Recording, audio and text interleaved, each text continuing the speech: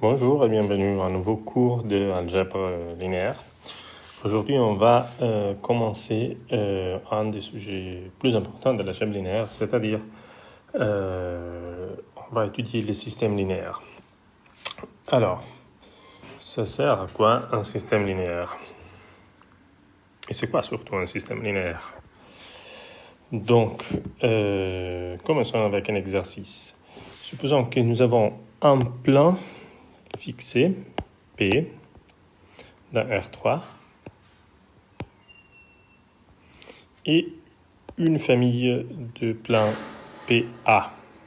Okay? C'est une famille qui dépend d'un paramètre A. Okay? A peut prendre des valeurs réelles. Et selon les valeurs que A prend, l'intersection peut changer.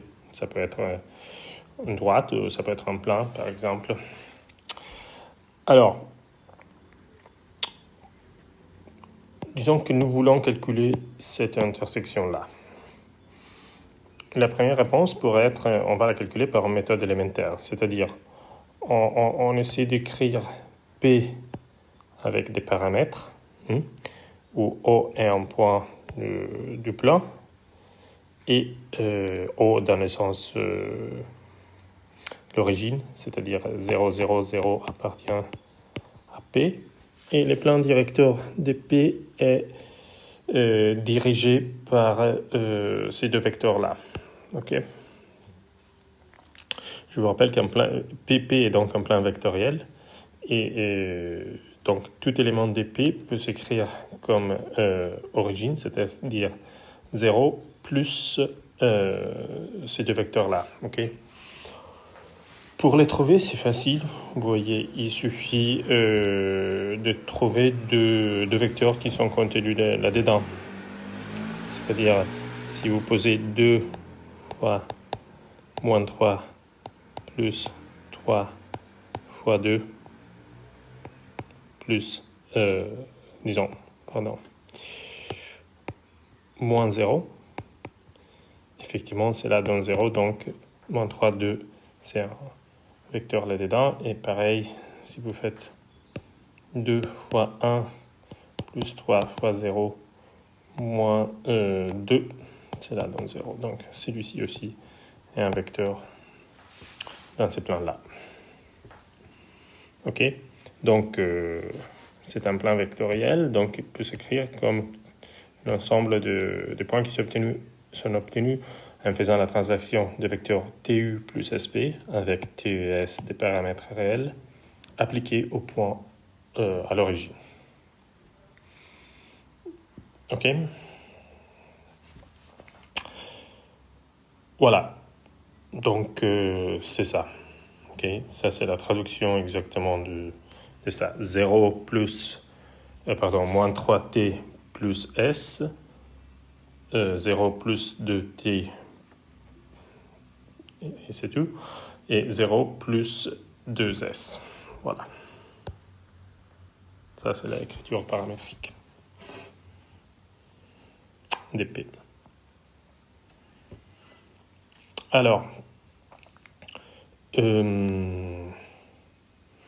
maintenant, on a une écriture paramétrique des P, et deuxième étape, il faut chercher un point dans l'intersection, P intersection PDA. Alors, un point M de coordonnées x, y, z appartient à l'intersection si M appartient à la fois à PA et à P. Ok, ça c'est facile, c'est évident. Et donc, du point de vue des paramètres, cela veut dire que il existe deux réels TS dans R, tels que X, Y et Z s'écrivent comme ça, c'est-à-dire ça c'est la paramétrisation de P, et ces trois valeurs X, Y et Z vérifient l'équation de PA. Ok. Bon, jusque-là, tout semble être plutôt tranquille. Et voilà, donc on peut développer cela, on peut substituer les trois valeurs de x, y et z là-dedans. Et en simplifiant, on obtient ça. OK? On obtient ça. Qu'est-ce que ça veut dire? Alors, vous voyez qu'il y a un seul paramètre. On partait avec t. Et bon, cette intersection ne dépend pas de s. Et il paraît notre a qui décrit, disons, cette famille de plans qui dépend de a. Alors, vous voyez que si a est égal à 2, on a 2 fois 2, 4, moins 4, t égale 5, 0 égale 5, n'est pas possible. Okay? Dans ce cas-là, ce n'est pas possible. Si a est différent de 2, alors la valeur de t est bien celle-là. Okay? Il suffit d'inverser la formule là-haut. OK? On ne peut pas parce qu'on ne peut pas avoir 0 égale 5. Donc, les conséquences sont les suivantes. Si A est égal à 2, P intersecté PA, donc dans ce cas-là, c'est évidemment P intersecté P2, parce qu'A prend la valeur 2, est vide. OK? Géométriquement, qu'est-ce que ça va vouloir dire, ça? Ça veut dire que P et P2 sont parallèles.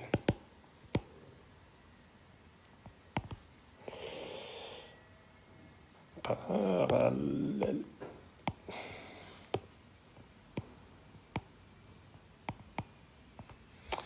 Et si A est différent que 2, alors on a T qui prend une valeur qui dépend de A. Okay? Si on se fixe un A, par exemple A égale 1, on aura T égale 2 moins 4 moins 2 moins 5 sur 2. Okay? Et si vous avez...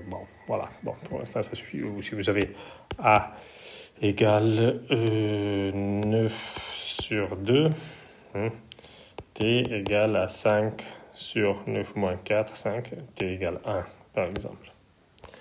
Donc, s'il y a différent de 2, vous avez que les solutions sont de cette forme-là, parce qu'ils sont deux éléments de P, évidemment, avec T fixé et S qui peut bouger. Parce qu'on a vu que l'intersection avec P de A n'imposait pas des conditions sur S. Donc, T fixé, une fois que A est fixé,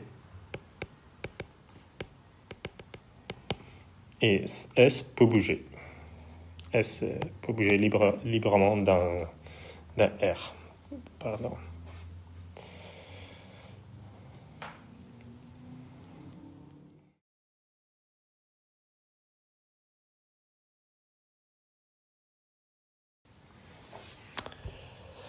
Alors, donc, étape 3, donc on a deux cas. Le premier cas, on l'a déjà vu.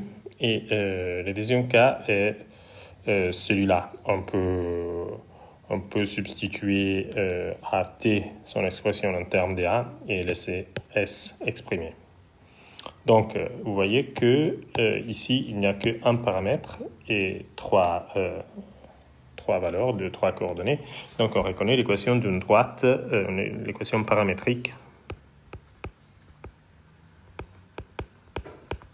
d'une droite dans R3. OK?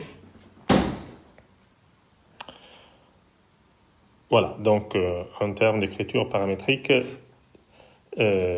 ça c'est la solution de l'exercice. Celle-là est la solution en termes d'écriture en compréhension, c'est-à-dire les deux équations. Donc, l'objectif de la solution du système linéaire est de donner une méthode intelligente, robuste, pour passer de d'une écriture à l'autre. Ok.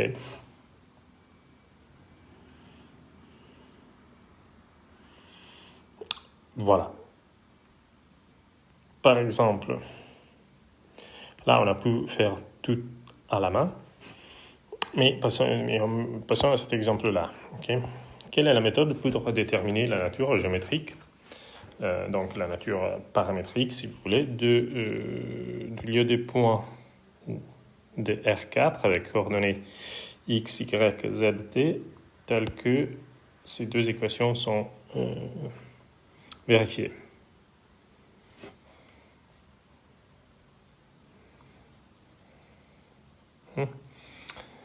Alors, là, on va formaliser un peu mieux le discours.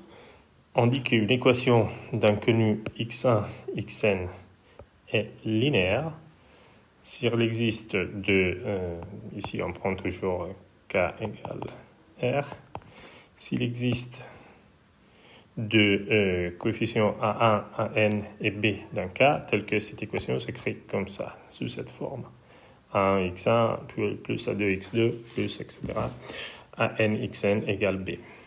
Alors, par exemple, parmi les équations suivantes d'inconnu x, y, z, t, lesquelles sont linéaires?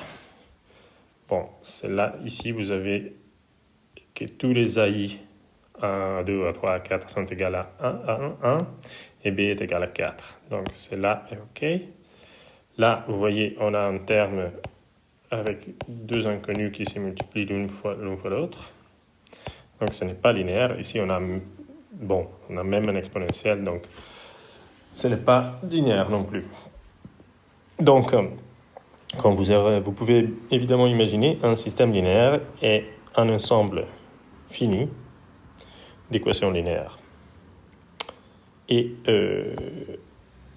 en revenant à l'exemple de tout à l'heure, un système linéaire, on l'écrit dans une accolade. Et par exemple, on veut résoudre cet objet-là. Qu'est-ce que c'est géométriquement les points qui vérifient ces deux équations-là?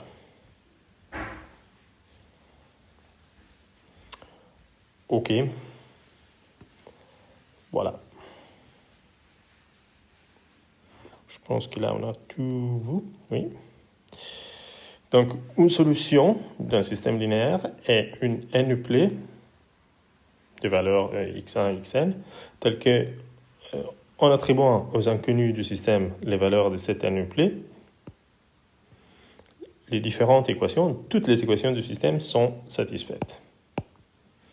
Et résoudre un système, c'est donner une représentation paramétrique de son ensemble de solutions, c'est-à-dire toutes les n-uplées qui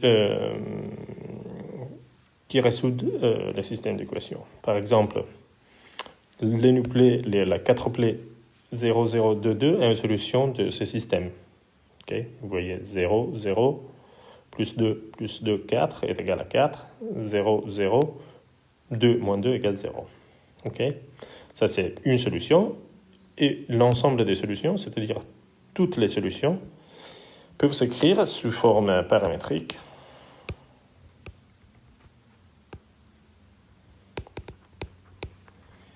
De cette manière-là, il y a deux paramètres, alpha et bêta, et tous les n-uplets de ce système linéaire sont du type 2 moins alpha, 2 moins bêta, alpha, bêta.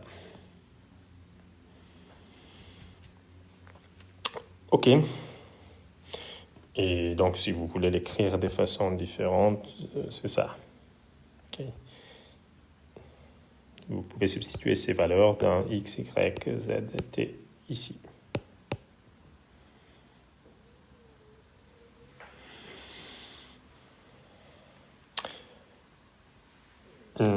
Définition importante, si un système linéaire n'admet pas des solutions, on dit qu'il est incompatible. C'est incompatible avec nous.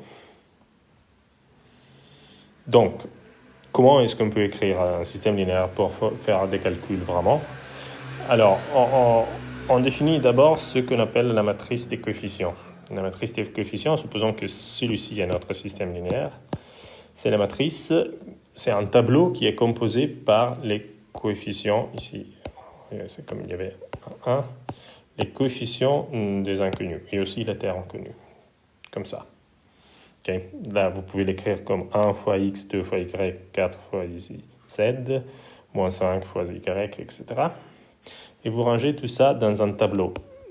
Tout d'abord, les coefficients des inconnus.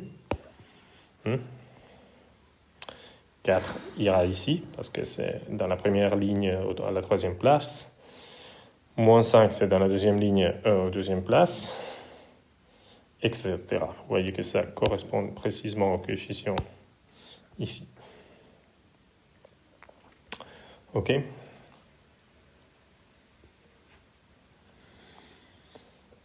Alors,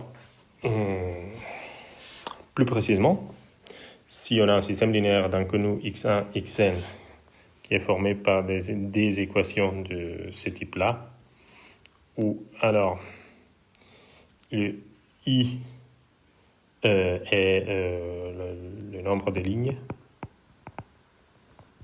c'est-à-dire le nombre d'équations.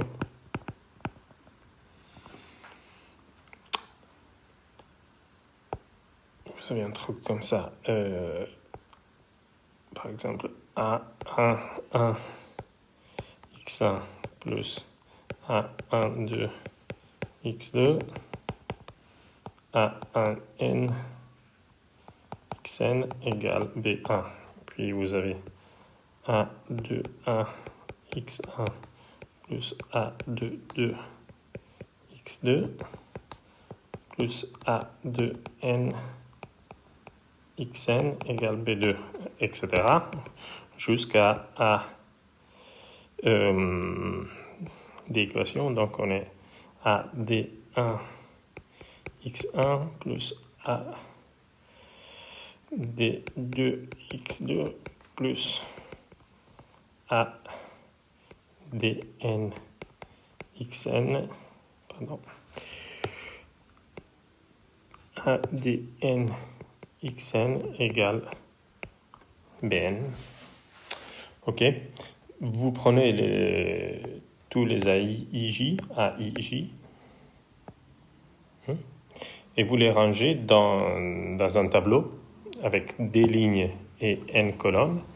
Et les coefficients à l'intersection de la im ligne et la jm colonne est AIJ, c'est-à-dire la matrice sera 1, 1, 1, 1, 1, 2, A1n, A2, 1, A2, 2, A2n, AD1, AD2, ADN. OK. Par exemple, prenons ce système linéaire-là, okay, en 4 inconnus. Sa matrice des coefficients est celle-ci. OK.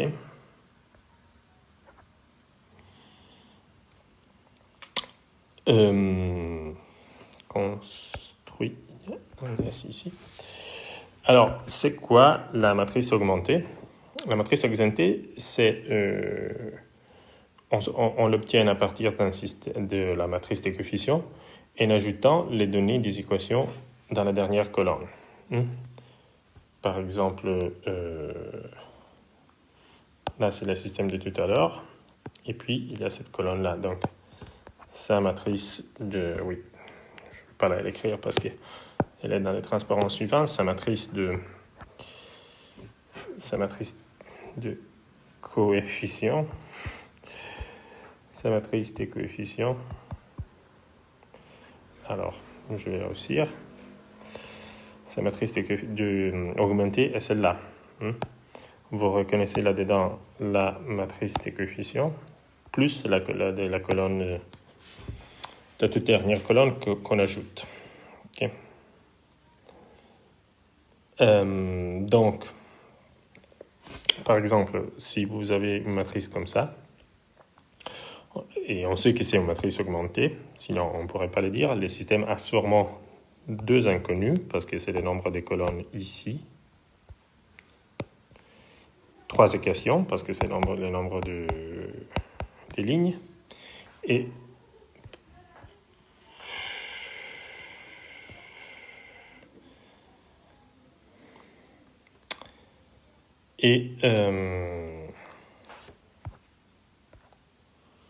On doit construire les systèmes dont c'est la matrice augmentée. Donc, c'est ça. Les inconnus, je vais prendre x et y. Donc, ça va être x plus 2y égale 3.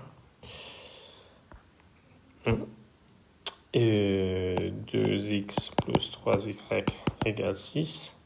5x plus 4y égale 2. Okay? C'est les systèmes associés à cette matrice augmentée. Voilà. Donc, on va...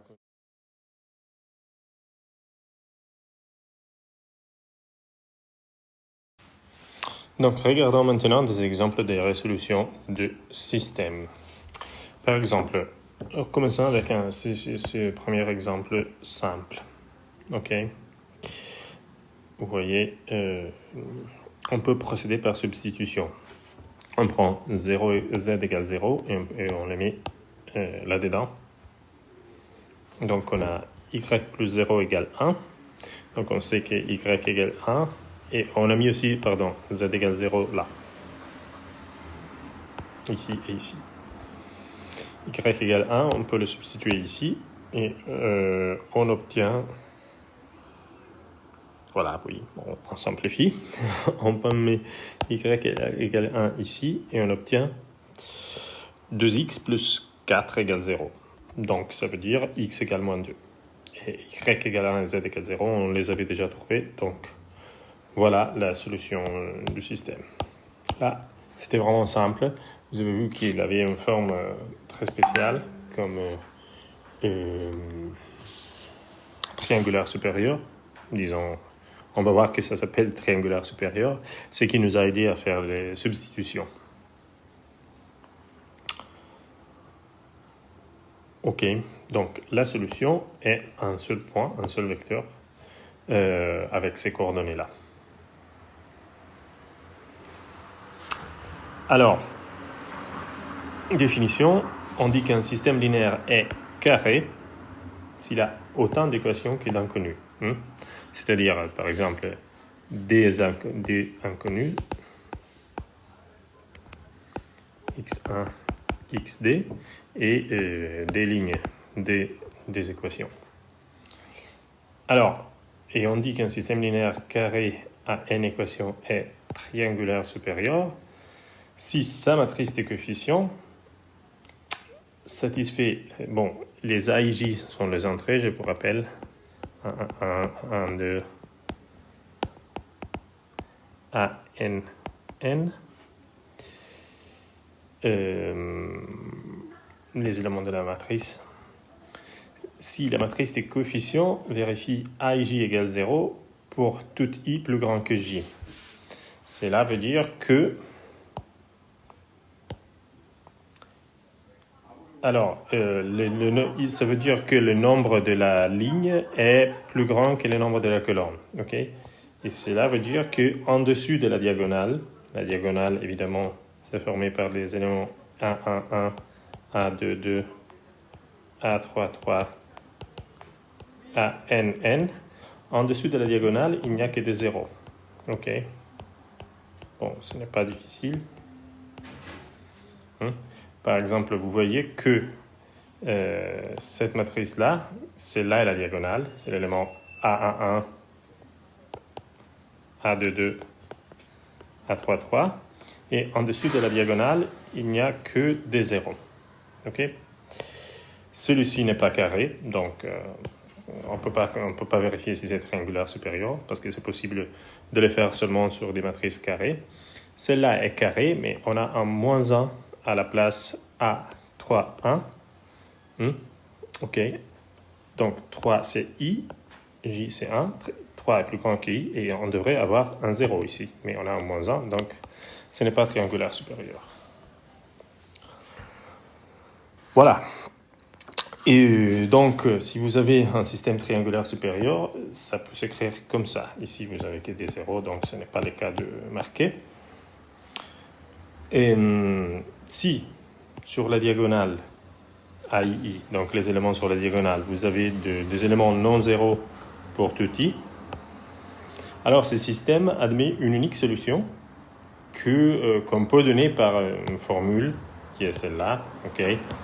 Mais au lieu d'apprendre par cœur la formule, la chose la plus intelligente est de faire des substitutions comme l'on a fait tout à l'heure. C'est plus pratique, vous n'avez rien à apprendre par cœur et normalement vous faites aussi moins de fautes de calcul. Voilà, par exemple, considérons le système de paramètres A et B ici, ok. A et B sont de nombres réels. Voilà, c'est triangulaire supérieur. Et prenons par exemple A égale 1 et n'importe quel B. Donc on pose 1 ici, 1, 1, 1. Et en B et B, pour l'instant, on le laisse exprimer comme ça. Donc, voilà ce que ça donne. On a...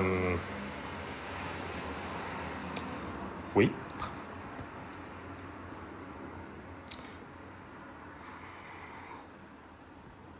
Oui, on a déjà fait des substitutions parce qu'on a T égale B, donc. Et ici, vous avez Z moins T égale moins 1. OK? Donc, en faisant la substitution, vous avez T égale B, et ici, vous avez Z égale moins 1 plus B. Après, vous pouvez continuer à substituer. Z, vous pouvez le placer ici et là. Vous trouvez Y. Et une fois que vous avez Y, vous pouvez le placer, substituer ici. Et vous... ah non, bon, on peut simplifier ici, effectivement. On peut simplifier. Et on trouve ça. Et à ce moment-là, si on fait ce que je vous ai dit tout à l'heure, c'est-à-dire on fait la substitution des Y ici, on trouve ça. Vous voyez, on a laissé B exprimé comme B. Parce qu'on peut le faire, c'est un paramètre, ça ne nous intéresse pas particulièrement. On est des mathématiciens, on veut trouver des solutions, mais pas vraiment, disons, on ne se pose pas la question de ce que ça veut dire si B change. Celle-là est la solution et c'est bon. Donc, ceux-là sont les coordonnées du point de la solution exprimée en termes de paramètres B. L'ensemble des solutions, donc. Ok, donc on revient au début avec cette expression du système linéaire. Et on pose par exemple A égale 0 et B égale 1. Ok, A égale 0, 0 égale 1. Ici, on se trouve avec une ligne où il y a 0 égale 1. Comme vous pouvez vous imaginer, 0 égale 1, ce n'est pas possible. Donc, cette équation-là, n'est pas possible. Donc, le système est incompatible. Là, c'est la quatrième équation.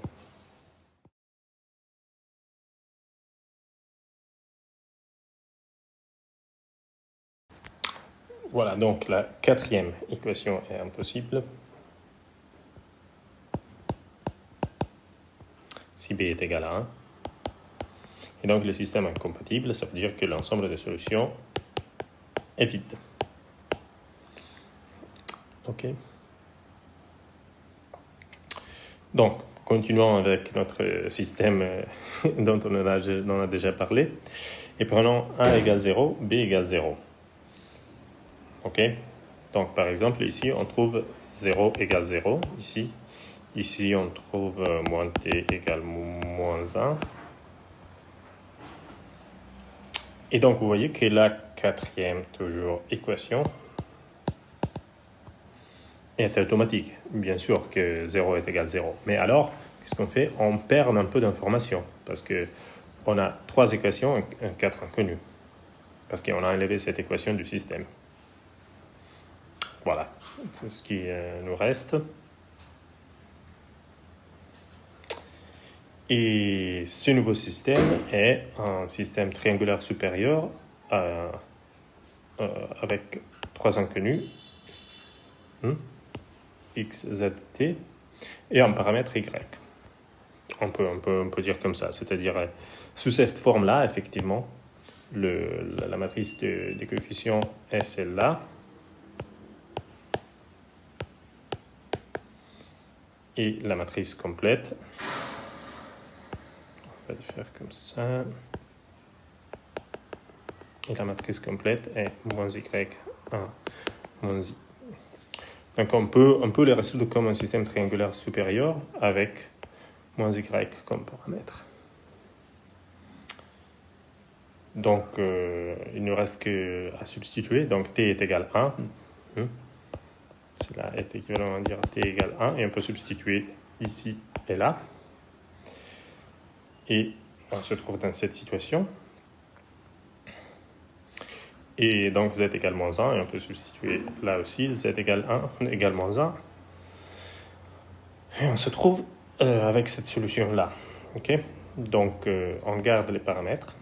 Et la somme des solutions est moins y évidemment, qui est égal à lui-même, moins 1 et 1. Ok, je vous remercie. Et pour l'instant, voilà, on a fait que des exemples de solutions dans des situations particulières. On n'a pas vraiment analysé une méthode générale, mais c'était pour vous donner un peu l'esprit de ce qu'on va faire. J'espère que vous aviez pu comprendre, mais prochainement, on va regarder une méthode plus générale que vous pourrez appliquer.